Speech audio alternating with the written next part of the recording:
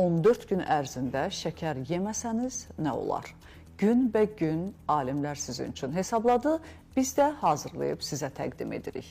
14 gün ərzində şəkərdən imtinanın nəticələrini birlikdə izləyək.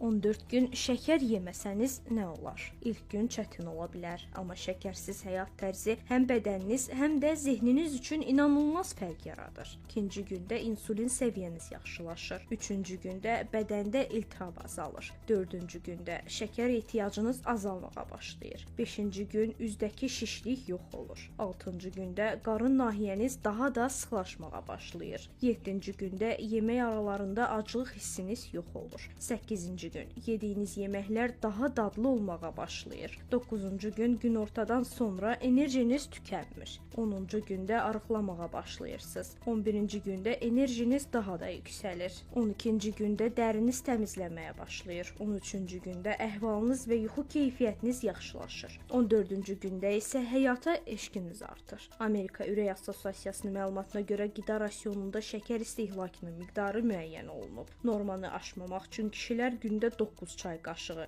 yəni 36 qram, qadınlar isə gündə 6 çay qaşığı, yəni 25 qram şəkər istehlak etməlidirlər.